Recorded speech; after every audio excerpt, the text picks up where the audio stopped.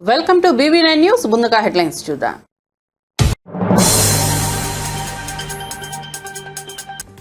Welcome to news alert. Pahalgam లో జరిగిన ఉగ్రదాడిని తీవ్రంగా ఖండించిన ముఖ్యమంత్రి చంద్రబాబు నాయుడు భారత్ లో అస్థిరత సృష్టించేందుకు కొన్ని శక్తులు కుట్ర చేస్తున్నాయని ఆందోళన వ్యక్తం చేశారు. ఇటువంటి దాడులు దేశ భద్రతపై సవాల్గా మారుతున్నాయని వ్యాఖ్యానించారు. ఈ దాడిలో ఆంధ్రప్రదేశ్ రాష్ట్రానికి చెందిన 2 అమాయకులు ప్రాణాలు కోల్పోవడం బాధాకరమని అన్నారు. వారి కుటుంబాలకు రాష్ట్ర ప్రభుత్వం తరపున 10 లక్షల నష్టపరిహారం అందజేస్తామని ప్రకటించారు. ఇటువంటి ఘటనలు మరలా జరగకుండా కేంద్రం ఖచ్చితమైన భద్రతా చర్యలు తీసుకోవాలని కోరారు. దేశ భద్రత విషయంలో ఐక్యతతో ముందుకు సాగాల్సిన అవసరం ఉందని స్పష్టం చేశారు. కావాలని చేశారు తప్ప ఇంకోటి కాదు. ఇది ఆర్గనైజ్డ్గా కూడా వెల్ ఆర్గనైజ్డ్గా చేశారు. గడిచిన 3-4 సంవత్సరాలుగా అక్కడ ఎలాంటి గొడవలు లేకుండా ప్రశాంతంగా ఉంది. మళ్ళీ అక్కడ అభివృద్ధి జరుగుతూ ఉంది. అదే మరి అక్కడ ఉపాధి కానీ పెద్ద ఎత్తున అనేక కార్యక్రమాలకు నాంది పలికే పరిస్థితి వచ్చింది. కాశ్మీర్ అంటే భారతదేశంలో ప్రతి ఒక్కరికి కూడా ఒక అనుసంధానం ఉంది. ఇది ఒక సుందరమైన ప్రాంతం, మన దేశంలో అత్యంత ముఖ్యమైన ప్రాంతం అనే అభిప్రాయం అందరిలో ఉంది. అలాంటి దగ్గర ఇటీవల ఎలక్షన్ చేయడం, ప్రజాస్వామ్యాన్ని కూడా పునరుద్ధరించడం, టెర్రరిస్టుల్ని పూర్తిగా నిర్మూలించి టెర్రరిజాన్ని నిర్మూలించి ఈరోజు అభివృద్ధికి శ్రీకారం చుట్టే పరిస్థితి వచ్చింది. అలాంటి సమయంలో ఇలాంటి సంఘటన జరగడం చాలా బాధాకరం.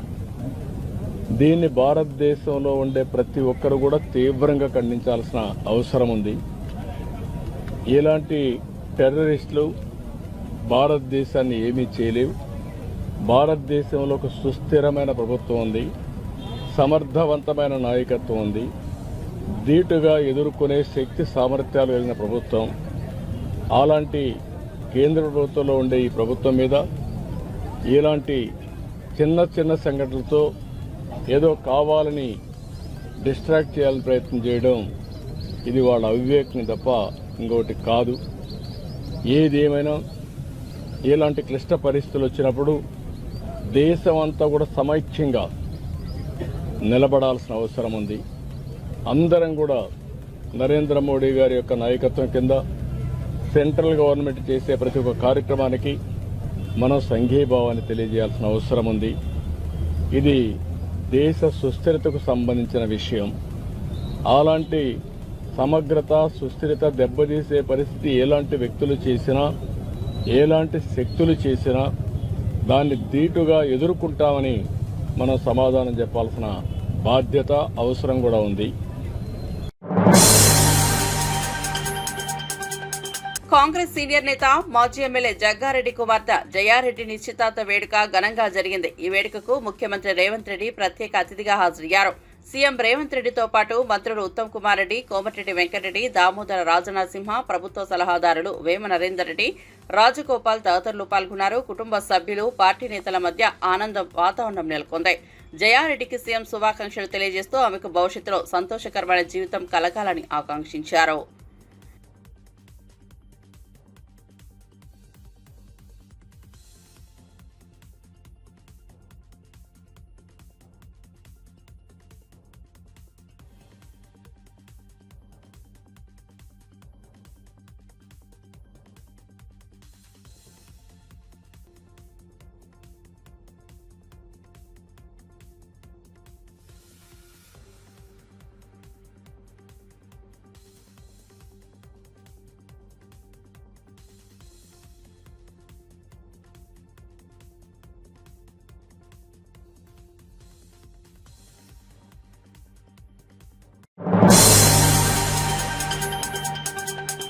జమ్మూ కాశ్మీర్లో బైసరన్ వద్ద పర్యాటకులపై ఉగ్రవాదులు జరిపిన దాడిని జనసేన పార్టీ తీవ్రంగా ఖండించింది. జనసేన అధినేత పవన్ కళ్యాణ్ ఆదేశాలతో హైదరాబాద్లో కొవ్వొత్తుల ర్యాలీ నిర్వహించారు. ఈ కార్యక్రమంలో పార్టీ నాయకులు నాగబాబు, నేమూరి శంకర్తో పాటు పలువురు కార్యకర్తలు పాల్గొని అమాయక ప్రజల మృతి పట్ల సంతాపం తెలిపారు. ఉగ్రవాదం మానవత్వానికి శత్రువని, దేశమంతటా కలిసికట్టుగా ఎదిరించాల్సిన అవసరం ఉందని జనసేన నేతలు అన్నారు. భద్రతా వ్యవస్థ మరింత బలోపేతం కావాలని డిమాండ్ చేస్తూ ఈ ఘటన బాధిత కుటుంబాలకు పార్టీ తరపున పూర్తి సంఘీభావం ప్రకటించారు. దాడిని జనసేన పార్టీ, మా ప్రెసిడెంట్ గారు, మా మిగిలినటువంటి జనసేన నాయకులు అందరి తరఫున ముక్తకంఠంతో మేము ఖండిస్తున్నాం. సో మా ప్రెసిడెంట్ గారి సూచనల మేరకి మేము ఈరోజు కొవ్వొత్తులతో చనిపోయిన వారికి మా సంతాపం ప్రకటిస్తూ ఈ ర్యాలీ నిర్వహించాం. ముఖ్యంగా మా ప్రెసిడెంట్ గారు ఈ విషయంలో చాలా మనోవేదనకు గురయ్యారు.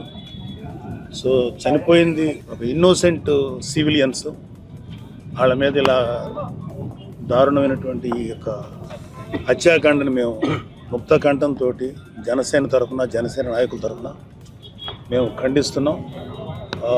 we request central government and we request government of India to take strong action. ఈ యొక్క ఉగ్రమూకల్ని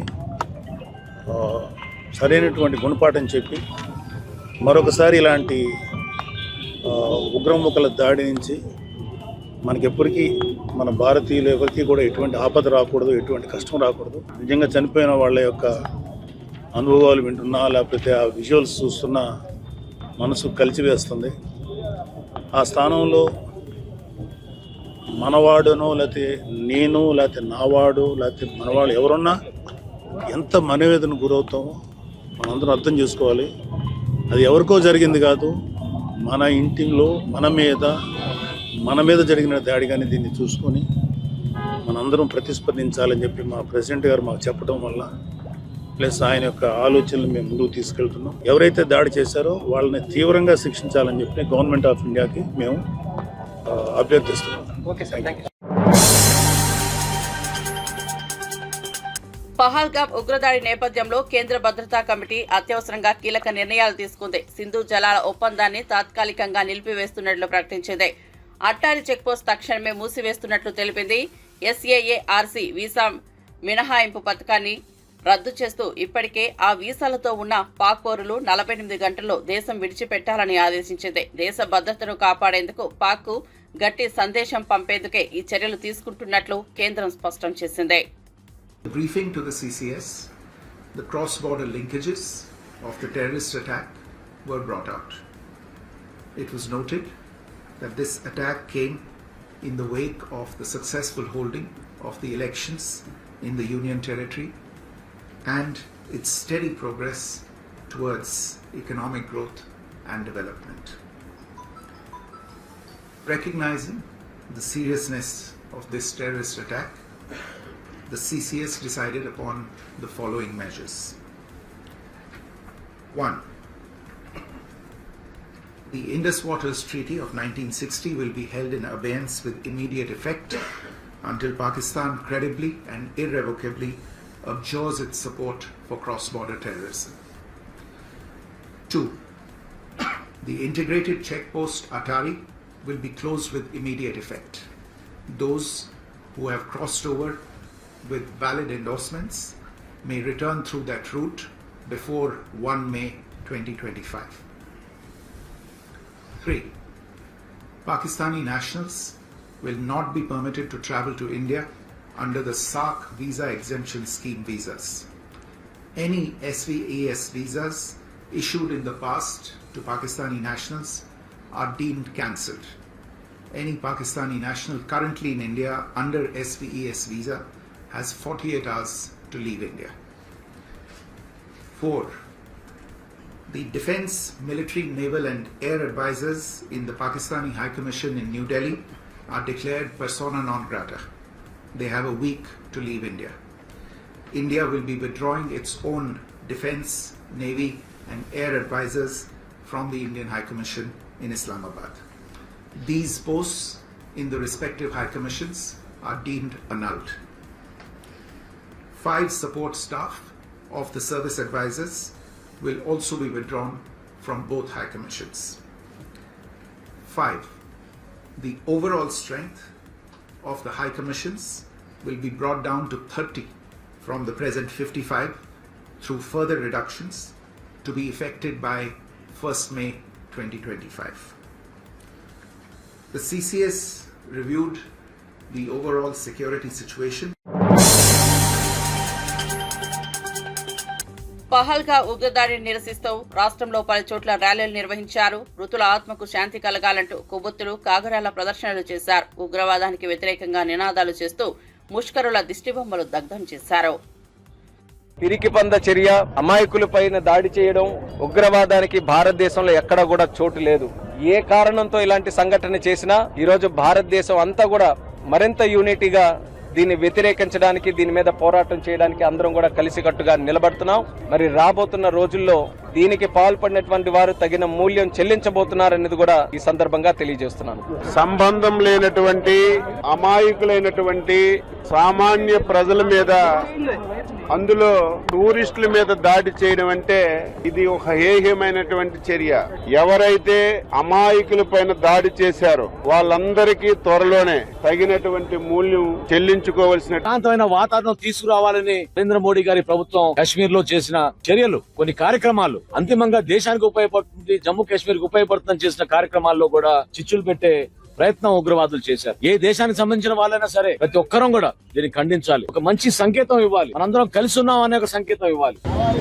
పాకిస్తాన్ వారి దేశంలో మొత్తం అతలాకుతలమైతున్న నేపథ్యంలో వాళ్ళ ప్రజలను దృష్టి మరల్చడం కోసం ఇవాళ ఒక పిరికిపంద చర్యకు పాల్పడి కొంతమంది ఉగ్రవాదుల చేత అమాయకులు ప్రాణాలు తీసే ప్రయత్నం చేసి దేశ నాయకత్వం ఇది చూస్తూ ఉండే పరిస్థితి లేదు. వారికి అర్థమయ్యే భాషలో ఖచ్చితంగా భారతదేశం వారికి బుద్ధి చెప్తుంది. ప్రతి ఒక్కరిని వెతికి వెంటాడి వారికి ఏ రకమైన శిక్ష విధించాలో ఆ శిక్ష విధించబడుతుంది. తెలంగాణ ఉద్యమంలో పెద్దపల్లి జిల్లా కీలకంగా పనిచేసిందని బీఆర్ఎస్ ఎమ్మెల్సీ కల్వకుంట్ల కవిత అన్నారు. ఉద్యమ సమయంలో సింగరేణి సమ్మె చేస్తే ఢిల్లీకి ఉద్యమ శాఖ తగిలిందని గుర్తు చేశారు. పెద్దపల్లి జిల్లాలో పర్యటించిన ఎమ్మెల్సీ కవిత బీఆర్ఎస్ పార్టీ కార్యాలయంలో మీడియాతో మాట్లాడారు. ఉమ్మడి ఆంధ్రప్రదేశ్ లో దాదాపు 160 నుంచి 170 పార్టీ వచ్చిపోయాయని, కానీ 25 ఏళ్లుగా నిలబడ్డ ఏకైక పార్టీ బీఆర్ఎస్ అని ఎమ్మెల్సీ కవిత అన్నారు.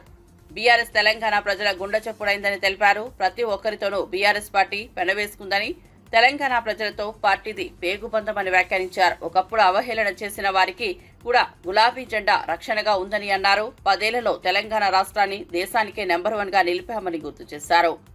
కింద పడేస్తామని చెప్పి బెదిరిస్తే భయపడి ఆనాడు సెంట్రల్ గవర్నమెంట్ తెలంగాణ రాష్ట్ర ప్రకటన ఏర్పాటు దిశగా ఆలోచన చేసిన విషయాన్ని కూడా ఈ సందర్భంగా మనందరం గుర్తు చేసుకోవాలి. అట్లనే ఇదే పెద్దపల్లి సెంటర్లో అనేక మార్లు ఎన్నో ఉద్యమ కార్యక్రమాలు, ఎన్నో రకాల కార్యక్రమాలు చేస్తూ ఇక్కడ ప్రజలతో బీఆర్ఎస్ పార్టీకి ఈ గులాబీ కండువాకున్న అనుబంధాన్ని కూడా మేము పదే గుర్తు చేసుకుంటున్నటువంటి సందర్భం మీ అందరికి కూడా తెలుసు. మరి ఇవాళ ఒక పార్టీ పెట్టి 25 సంవత్సరాలు నడవడం, అది కూడా అప్రతిహతంగా నడవడం అంటే చిన్న విషయం కాదు. ఉమ్మడి ఆంధ్రప్రదేశ్ చరిత్రలు చూసుకుంటే దాదాపు ఒక 160 నుంచి 170 వరకు అనేక రకాల రాజకీయ పార్టీలు వచ్చినాయి, పోయినాయి. కానీ నిలబడ్డాయి మాత్రం మన తెలంగాణలో మీరు చూసుకుంటే 2 అక్కడ టీడీపీ, ఇక్కడ బీఆర్ఎస్. మరి నిలబడ్డాయి అంటే ఇక్కడ బీఆర్ఎస్కు ప్రత్యేకంగా పెనవేసుకొని పోయి ప్రజలతోని ఒక ఆత్మీయ బంధం, ఒక పేగుబంధం ఉందని చెప్పక తప్పదు. ఎందుకంటే ఒక్కొక్కసారి సందర్భంలో ఎలక్షన్లలో ఓడిపోయిన సందర్భాలు ఉన్నాయి, ఒక్కొక్కసారి గెలిచిన సందర్భాలు ఉన్నాయి. కానీ ఏది ఏమైనా ఈ గులాబీ కండువ కనబడంగానే కొట్టుకొని తెలంగాణ గుండె ఉండదంటే మాత్రం అది ఖచ్చితంగా తెలంగాణ సమాజం అంతా యాక్సెప్ట్ చేసేటటువంటి నిజం. ఎందుకంటే బీఆర్ఎస్ వాళ్ళను ఇదే గులాబీ కండువను ఎక్కడ చూసినా కూడా ఒకప్పుడు అవహేళన చేశారు. ఎందుకంటే 5-10 మందే ఉండే. ఆనాడు మమ్మల్ని చూసి అవహేళన చేసినటువంటి వాళ్ళందరూ కూడా ఇవాళ అరే గవాళ్ళు ఉంటేనే బాగుంటుండే, మన రాష్ట్రానికి కొంత రక్ష ఉంటుండే అనేటటువంటి పరిస్థితి వచ్చింది. మరి ఇటువంటి ఒక పార్టీ పెట్టి మొత్తం భారతదేశ చరిత్రను మార్చి, చరిత్ర గతిని మార్చి 10 సంవత్సరాల్లో రాష్ట్రాన్ని దేశంలో నంబర్ 1గా నిలబెట్టినటువంటి ఈ పార్టీ రజతోత్సవ సంబరం అంటే సిల్వర్ జూబ్లీ 25 సంవత్సరాలు గడిచి చేసుకుంటున్నటువంటి సంబరం అది వరంగల్లో చేసుకుంటా ఉన్నాము. మనం ప్రతి సంవత్సరం బీఆర్ఎస్ పార్టీ నుంచి ప్లీనరీ పెట్టుకొని ఆ తర్వాత ఎవ్రీ ఇయర్ సభ చేసుకున్నప్పటికీ కూడా ఇది ప్రత్యేకత ఉన్నది, చాలా ప్రత్యేకత. ఈ 25 వసంతాలకు సంబంధించినటువంటి మొత్తం చరిత్రనంతా కూడా యావత్ తెలంగాణ సమాజం నెమరు వేసుకునేటటువంటి సందర్భం ఇది. మేము కూడా బీఆర్ఎస్ రాజధాని పనుల పునః ప్రారంభోత్సవానికి మే 2న ప్రధాని మోదీ అమరావతికి విచ్చేస్తున్నారని మంత్రి నారాయణ తెలిపారు. ప్రధాని పర్యటన ఏర్పాట్ల కోసం మంత్రి నారాయణ గుంటూరు రేంజ్ ఐజీ రాజధాని ప్రాంతాల్లో పర్యటించారు. ప్రధాని బహిరంగ సభ వేదిక వద్దకు చేరుకునే మార్గాలను పరిశీలించారు. రాష్ట్ర వ్యాప్తంగా 5 లక్షల మంది ప్రజలు ప్రధాని సభకు హాజరవుతారని నారాయణ చెప్పారు. వీరికి ఎలాంటి ఇబ్బందులు లేకుండా 11 చోట్ల వాహనాల పార్కింగ్ సదుపాయం కల్పించినట్లు వివరించారు. ప్రజలు వేదిక వద్దకు చేరుకునేందుకు 8 మార్గాలను ఎంపిక చేశామన్నారు. భద్రతా పరంగానూ అన్ని జాగ్రత్తలు తీసుకుంటున్నామన్నారు. ప్రధాని అమరావతి చేరుకోగానే రోడ్ షో నిర్వహిస్తారని మంత్రి నారాయణ వెల్లడించారు. 11 ప్లేసుల్లో వెన్యూకి రావడానికి 8 రోడ్లు ఉన్నాయి. వెన్యూకి రావడానికి 8 రోడ్లు. ఒకటి మంగళగిరి నుంచి వచ్చే 2 రోడ్లు ఉన్నాయి. తాడేపల్లి నుంచి వచ్చేది 1 రోడ్డు ఉంది. వెస్ట్ బైపాస్ కూడా యాక్చువల్గా వెస్ట్ బైపాస్లో కూడా వచ్చి ఈ యొక్క వెన్యూకి వచ్చేదానికి ఏర్పాట్లు చేశాం. అదేవిధంగా ప్రకాశం బ్యారేజ్ నుంచి వచ్చి 2 రోడ్లు వస్తున్నాయి. అదేవిధంగా తాడికొండ నుంచి 1 రోడ్డు, హరిచంద్రాపురం నుంచి 1 రోడ్డు. ఈ రోడ్లలో అక్కడక్కడ చిన్న చిన్న బాటిల్ నెక్స్ ఉంటే అవన్నీ క్లియర్ చేయాల్సిందిగా పోలీసు వాళ్ళు రిక్వెస్ట్ చేశారు. దాని మీద ఈరోజు అధికారులతో సిఆర్డీ అధికారులతోనూ వాళ్ళందరితో అవన్నీ విజిట్ చేసి ఇన్స్ట్రక్షన్స్ ఇచ్చాం. 2 రోజుల్లో అంటే ఇవాళ రేపు ఈవినింగ్ అలా కంప్లీట్ చేయండి. ఎల్లుండి మార్నింగ్ మళ్ళా కంబైన్డ్ ఇన్స్పెక్షన్ చేస్తాం. అటు పోలీస్ డిపార్ట్మెంటు సిఆర్డీ అని చెప్పాం. ఆ విధంగా యాక్చువల్గా వాళ్ళ వర్క్ ఆల్రెడీ చెప్పంగానే స్టార్ట్ చేశారు. రేపు ఈవినింగ్ అలా కంప్లీట్ చేసి ఎల్లుండి మార్నింగ్కి ఈ పార్కింగ్కి సంబంధించి కానీ లేదా ఏదైతే వెహికల్స్ రావటం పోవటం కానీ ఎటువంటి ఇబ్బంది లేకుండా చేయడానికి అన్ని చర్యలు తీసుకుంటాం. మాజీ సీఎం జగన్ శాసనరీత్యా తరివేసిన అవినీతి కంపెనీలను కూటమి ప్రభుత్వం మళ్లీ విశాఖకు తీసుకొస్తోందని మంత్రి నిమ్మల రామానాయుడు ఆరోపించారు. అవినీతి పత్రికల్లో ఫేక్ ప్రచారంతో ప్రజలను మోసం చేస్తూ విశాఖపై రాజకీయ కక్ష తీర్చుకుంటున్నారని మండిపడ్డారు. అభివృద్ధిని పేరుగా పెట్టుకుని అవినీతికి మళ్లీ తలుపులు తెలుస్తున్న ఈ చర్యలు ప్రజల శ్రేయస్సుకే ప్రమాదకరమని వ్యాఖ్యానించారు.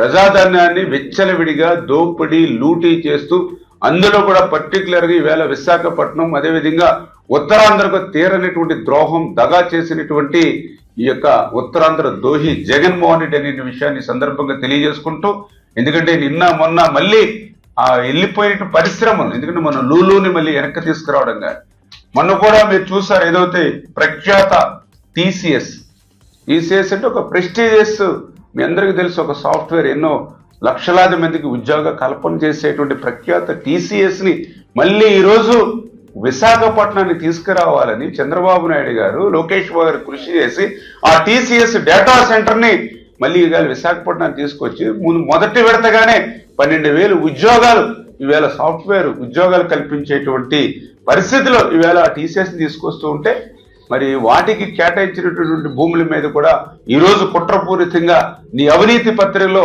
అవినీతి పదాలతో అచ్చులేయించి మళ్ళీ ప్రజల్ని తప్పుదారి పట్టించాలనే విషయంలో కానీ ఖచ్చితంగా ఒకటే చెప్తూ ఉన్నాం. భవిష్యత్తులో ఈ యొక్క విశాఖపట్నం ఉత్తరాంధ్రాన్ని ఒక ఐటీ హబ్ గా తయారీ, టెక్స్టైల్స్, ఫార్మా ఇట్లా అన్ని రంగాలను కూడా అభివృద్ధి చేసి మళ్ళీ యువతకు ఉద్యోగ ఉపాధి అవకాశాలు కల్పిస్తామని చెప్పి కూడా మీ ద్వారా కూడా తెలియజేసుకుంటూ, ఏ అక్రమాలు జరగకపోయినా వైఎస్ జగన్ హయాంలో పనిచేసినందుకే అధికారులపై కూటమి ప్రభుత్వం కుట్రలతో కేసులు పెడుతోందని మాజీ ఎమ్మెల్యే కాసు మహేశ్వర్ రెడ్డి తీవ్ర ఆరోపణలు చేశారు. రాజకీయ కక్ష సాధింపుల్లో భాగంగానే ఈ అక్రమ అరెస్టులు జరుగుతున్నాయని అన్నారు. ప్రజాస్వామ్యాన్ని అణిచివేసే ఈ చర్యలపై త్వరలో ప్రజలే పెద్ద ఉద్యమం చేస్తారని హెచ్చరించారు. ప్రభుత్వ దుర్వినియోగంపై ఓటు రూపంలో ప్రజలే సరైన బుద్ధి చెప్పే రోజులు దగ్గరలోనే ఉన్నాయని ఆయన స్పష్టం చేశారు. ప్రభుత్వాన్ని విమర్శించడమే కాకుండా అధికారులను లక్ష్యంగా చేసుకోవడం అనైతికమని పేర్కొన్నారు. ఫాలోవర్స్, అభిమానులు చనిపోతే వాళ్ళ కొరకు ఓదార్పు చేద్దామనుకున్న జగన్మోహన్ రెడ్డి గారిని ఆ రోజు కాంగ్రెస్ పార్టీ ఆపమని అడ్డు తగిలితే ఆ ఎమోషనల్ దీని మీద జగన్మోహన్ రెడ్డి గారు పార్టీ వదిలిపెట్టిపోయి పార్టీ స్థాపించుకున్నారు. ఆ రోజున కాంగ్రెస్ పార్టీ తెలుగుదేశం ప్రతిపక్షమైన తెలుగుదేశంతో ములాఖాతై హైకోర్టులో పిల్లులేసి అక్రమంగా సిబిఐ కేసులు పెట్టలేదా? పతాక శీర్షికలు ఇప్పటికన్నా అప్పుడు 10 రెట్లు పతాక శీర్షికలు తెలుగుదేశం అనుబంధ పత్రికల్లో కనీసం ఒక 2-3 సంవత్సరాలు కుంకాలు రాయలేదా? ఇవన్నీ అక్రమంగా జగన్మోహన్ రెడ్డి గారిని అరెస్ట్ చేయలేదా? ఇవన్నీ జరిగినాయి. ఆ రోజున ఏం జరిగింది? ఆ రోజున బై ఎలక్షన్ వస్తే జగన్మోహన్ రెడ్డి గారు స్వీప్ చేశారు.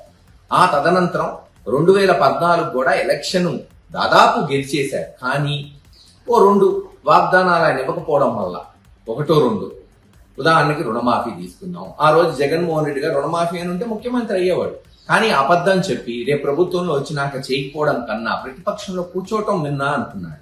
చంద్రబాబు నాయుడు గారు అబద్ధం ఆడాడు. అతి స్వల్ప మెజారిటీతో వైఎస్ఆర్సీపీ ఓడిపోవటం జరిగింది. కొన్ని రుణమాఫీ ఏమన్నా చేశాడా చంద్రబాబు నాయుడు గారు? ఆ రోజున చేయలేకపోయాడు. చంద్రబాబు నాయుడు గారు ఏమన్నాడు? ఇంతకన్నా ఎక్కువ సంక్షేమం ఇస్తామని మొన్న 2024లో అధికారంలోకి వచ్చాడు. ఏమన్నా చేశాడా? ఏమీ లేదు. జగన్మోహన్ రెడ్డి గారు 13,500 రైతు భరోసా ఇస్తే 20,000 ఇస్తా అన్న చంద్రబాబు నాయుడు గారు 2,000 ఇవ్వలేదు. జగన్మోహన్ రెడ్డి గారు 15,000 అమ్మఒడి ఇస్తే 30,000 ఇస్తానన్న వ్యక్తి 3,000 కూడా ఇవ్వలేదు చంద్రబాబు నాయుడు గారు. ఈ రోజు మళ్ళీ అక్రమ కేసులు. ఈ రోజు మళ్ళీ సేమ్ గుర్తు తెచ్చుకోండి మీ జ్ఞాపక శక్తి. ఏదైతే నేను చెప్పానో గతంలో ఎలాగైతే పేపర్లు రాసినాయో అదే సేమ్ టు సేమ్ అచ్చుగుద్దినట్టు మళ్ళీ అదే పతాక శీర్షికలు. అక్కడ స్కామ్ జరిగింది, ఇక్కడ స్కామ్ జరిగింది. ఏది జరగకపోయినా మసిపూసి మారేడుకాయ వేసి ప్రజల దృష్టికి తీసుకెళ్లడానికి ప్రయత్నిస్తున్నారు. ఓ 4 అరెస్ట్ చేస్తున్నారు. రాజశేఖర రెడ్డిని అరెస్ట్ చేశాం, విజయసాయి రెడ్డి వెళ్ళిపోయాడు, మరో ఐఏఎస్ ఆఫీసర్ని అరెస్ట్ చేస్తాం. ఎవరు వీళ్ళంతా? వీళ్ళందరినీ అరెస్ట్ చేస్తే ఒక ఓటు వస్తుందా, ఒక ఓటు పోతుందా? ఏమీ కాదు. పాపం జగన్మోహన్ రెడ్డి గారి మీద అభిమానంతో, లేదు జగన్మోహన్ రెడ్డి గారి ప్రభుత్వం కింద ఆ రోజు వాళ్ళు పనిచేశారు అంతే. ఎక్కడా అక్రమాలు జరగల. కానీ ఇప్పుడు ఏదో ఒకటి చెయ్యాలి కాబట్టి వీళ్ళందరినీ కూడా పహల్గామ్ ఉగ్రదాడిలో ప్రాణాలు కోల్పోయిన భారత నౌకాదళ అధికారి లెఫ్టినెంట్ వినయ్ నర్వాల్ కి నివాళుల అర్పణతో అంతిమయాత్ర సాగింది. ప్రభుత్వ లాంఛనాలతో ఆయన అంత్యక్రియలు నిర్వహించారు. కుటుంబ సభ్యులు, సైనిక అధికారులు, ప్రజాప్రతినిధులు పాల్గొని ఆయనకు ఘనంగా అంజలులు అర్పించారు. తన సేవా ధర్మాన్ని నిబద్ధతతో పాటిస్తూ దేశానికి సేవలందించిన వినయ్ మృతి దేశం మొత్తాన్ని శోక సందర్భంలో ముంచిందని పలువురు నాయకులు పేర్కొన్నారు. ఈ ఉగ్రదాడిపై దేశవ్యాప్తంగా తీవ్ర ఆగ్రహావేశాలు వ్యక్తమవుతున్నాయి. కేంద్ర ప్రభుత్వం నుంచి ఇప్పటికే నివేదిక కోరగా ఘటనపై దర్యాప్తు కొనసాగుతోంది.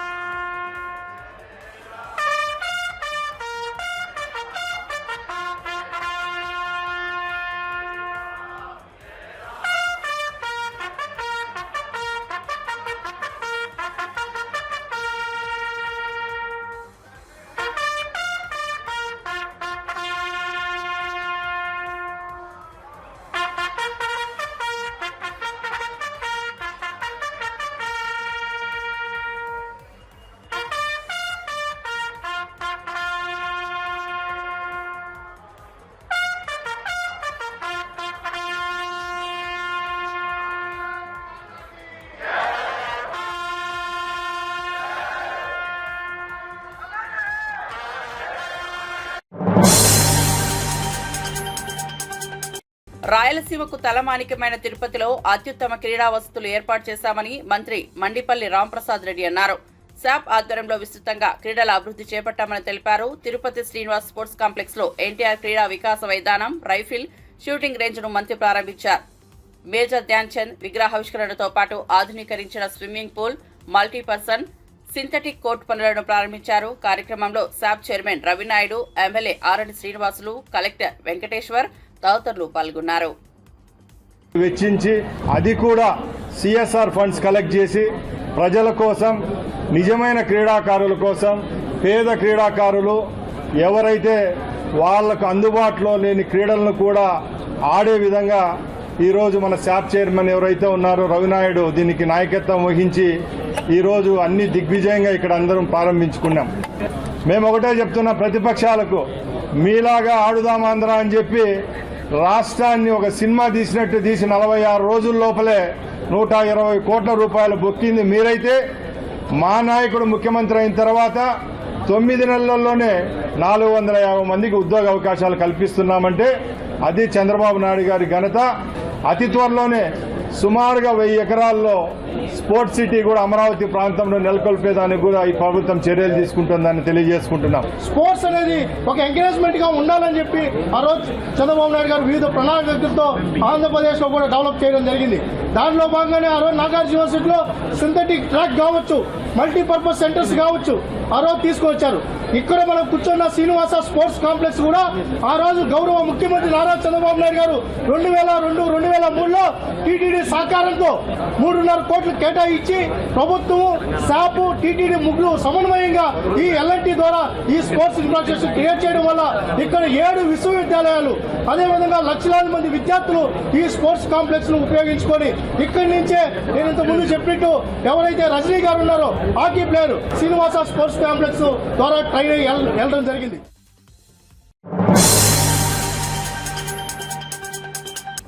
ఉపాధి హామీ పథకాన్ని కేంద్ర ప్రభుత్వం నిర్వీర్యం చేసే విధంగా వ్యవహరిస్తోందని నాగర్ కర్నూల్ ఎంపీ మల్లురవి మండిపడ్డారు. 100 రోజుల పని హామీ ఇవ్వాల్సిన కేంద్రం గత కొంతకాలంగా దినాల సంఖ్యను కుదించి పథకానికి నిధుల విడుదలలో ఆలస్యం చేస్తోందన్నారు. పేద రైతు కూలీలకు ఉపాధి కల్పించే ఈ పథకాన్ని బలహీనపరిచే ప్రయత్నాలు చేయడం అత్యంత దురదృష్టకరమని పేర్కొన్నారు. తెలంగాణ వంటి రాష్ట్రాల్లో లబ్ధిదారులకు పక్కా ప్రయోజనం అందేలా రాష్ట్ర ప్రభుత్వం కృషి చేస్తోందని, కానీ కేంద్రం అసహకార ధోరణితో వ్యవహరిస్తోందని విమర్శించారు. ఉపాధి హామీ పథకాన్ని బలోపేతం చేయాల్సిన అవసరం ఉందని మల్లురవి డిమాండ్ చేశారు.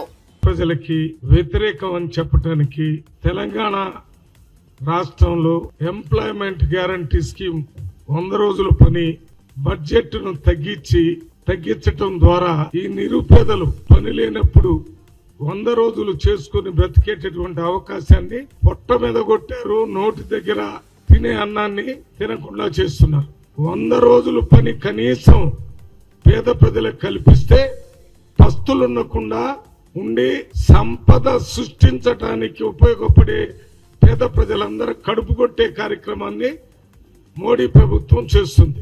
ఈ చట్టాన్ని యూపీఏ గవర్నమెంట్ లో సోనియా గాంధీ గారు ఆనాటి ప్రధానమంత్రి మన్మోహన్ సింగ్ గారితో మాట్లాడి పార్లమెంట్ లో బిల్లు పెట్టి ఎవరు ప్రభుత్వంలోకి వచ్చినా ఈ చట్టం ద్వారా పేద ప్రజలకి బడ్జెట్ అలొకేట్ చేసి పని కల్పించాలని చట్టాన్ని తీసుకుని వస్తే చట్టాన్ని తీసేయటం వీలు కాదు కాబట్టి పార్లమెంట్ లో బిల్లు పెట్టి తీసేయాలి కాబట్టి తీసేస్తే అందరూ వ్యతిరేకిస్తారు కాబట్టి చట్టాన్ని అట్టనే ఉంచి బడ్జెట్ ను తగ్గించేటటువంటి కార్యక్రమం చేస్తున్నారు.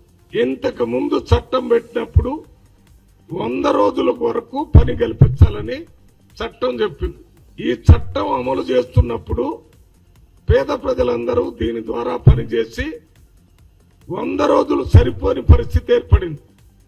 కాంగ్రెస్ ప్రభుత్వం 200 రోజులు పని కల్పించాలని, రోజు ఇచ్చే కూలిని ఆ కూలిని పెంచాలని ప్రధానమంత్రి మోడీ గారి దృష్టికి పోతే ఇది 200 నుంచి 200 రోజులు పని కల్పించడం తర్వాత సంగతి, ఉన్న రేట్లు పెంచడం తర్వాత సంగతి, ఉన్న బడ్జెట్ నే దానికి తక్కువ చేశారు. అందువల్ల వారు వ్యతిరేకమా అయినా అనుకూలమైన దీని గురించి కాంగ్రెస్ పార్టీ తరఫున మా ఎంపీలందరం ప్రధానమంత్రికి, కాంగ్రెస్ పార్టీ 8 మంది ఎంపీలు ప్రధానమంత్రికి మాకు బడ్జెట్ పెంచాలని, పని రోజులు కూడా పెంచాలని మేమంతా రిప్రజెంట్ చేయబోతున్నాం. రాష్ట్రంలో కూటమి ప్రభుత్వం అరాచక పాలన కొనసాగిస్తోందని గలమెత్తిన వైఎస్సార్ కాంగ్రెస్ నేతలపై అక్రమ కేసులతో వేధింపులు కొనసాగుతున్నాయని వైఎస్సార్ జిల్లా వైఎస్సార్సీపీ అధ్యక్షుడు రవీంద్రనాథ్ రెడ్డి విమర్శించారు. కోర్టులు తెరిచిన తర్వాత కూడా ప్రభుత్వం మారకపోవడం దౌర్భాగ్యమన్నారు. గట్టి మాటలు మాట్లాడిన నేతలను నెలల తరబడి జైళ్లకు పంపించడం ఏంటని ప్రశ్నించారు. దళితులు, బలహీన వర్గాలపై ప్రభుత్వం టార్గెట్ చేస్తోందని, వారిని కాపాడేందుకు, తప్పుడు కేసుల నుంచి బయటపడేందుకు వైఎస్ఆర్ కాంగ్రెస్ భరోసా ఇస్తోందని స్పష్టం చేశారు. ప్రజాస్వామ్యంపై నమ్మకంతో కూటమి ప్రభుత్వం వ్యతిరేకంగా పోరాటం కొనసాగిస్తామని తెలిపారు. అందరిపైన కూడా లేని కేసులే సృష్టించే కార్యక్రమం, అది కూడా నాన్ వేరియబుల్ సెక్షన్ వచ్చే విధంగా అన్ని రకాలుగా హింస పెట్టాలి.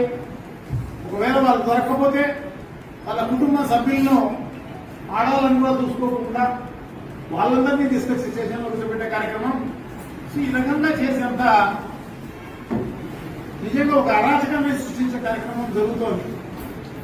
ఒక భయోత్పాదాన్ని గురించి చేసే కార్యక్రమం రాష్ట్ర వ్యాప్తంగా జరుగుతోంది. వైఎస్ఆర్ కాంగ్రెస్ పార్టీలో పెద్ద పెద్ద నాయకులు, ఆ నాయకులందరూ కూడా ఈరోజు కేసులు ఎదుర్కొంటున్న పరిస్థితి. వాళ్ళందరూ కూడా దాదాపు నెల నుంచి, 2 నెలల నుంచి, 3 నెలల నుంచి జైల్లో ఉన్న పరిస్థితి. అందరూ పెద్ద పెద్ద నాయకులందరూ కూడా వీళ్ళు వాళ్ళనేది ఏం లేదు. ఎవరైతే వైఎస్ఆర్ కాంగ్రెస్ పార్టీ తరఫున గట్టిగా మాట్లాడతారో ప్రెస్ ముందుకు కానీ ఇంకొకరు కానీ, సో వాళ్ళపైన ఖచ్చితంగా కేసులు పెట్టి 3 నెలల్లో, 4 నెలల్లో బెయిల్ రాకోకుండా చేసే కార్యక్రమం అంతా కూడా చేస్తున్న పరిస్థితి. సుప్రీంకోర్టు చివాట్లు పెట్టినా, హైకోర్టు చివాట్లు పెట్టినా ఎంత దారుణంగా గట్టిగా, హైకోర్టు అయితే నేను మొన్న ఎంత దారుణంగా, ఎంత గట్టిగా వార్నింగ్ ఇచ్చి చెప్పడం జరుగుతుంది అన్నమాట. ఇది ప్రజాస్వామ్యమా ఏంది? పోలీసులు ఈ రకంగా కోర్టు చెప్పింది కూడా ఇలా వినే పరిస్థితుల్లో లేరు. మీరు ఇష్టం వచ్చినట్టు కేసులు పెట్టే కార్యక్రమం చేస్తున్నారు. వాక్ స్వాతంత్రం అనేది లేదా అని చెప్పేసి కోర్టులు ప్రతిరోజు వాళ్ళని చీవాట్లు పెడతామన్నా కూడా దీంట్లో ఐఏఎస్ ఆఫీసర్ మొదలడం లేదు, ఐపీఎస్ ఆఫీసర్ మొదలడం లేదు. ఆంజనేయ గారిని కాత్యాయని కేసులో ఆయన ఏదో చిన్న పిటిషన్, చిన్న కాగితం ఇచ్చిందని చెప్పి ఆయన తీసుకొచ్చి లోపలేసే కార్యక్రమం. వీళ్ళు వాళ్ళు అనేది ఏం లేదు. ఎవరినైనా ఇదే కార్యక్రమంలో ఉన్నారు. తప్పకుండా దీన్ని ఎదుర్కోవాల్సిన అవసరం తప్పకుండా ఉంది. అగ్రకులాలైతే వాళ్ళైతే ఏదో రకంగా వాళ్ళ కేసును సపోర్ట్ చేసుకోవడము.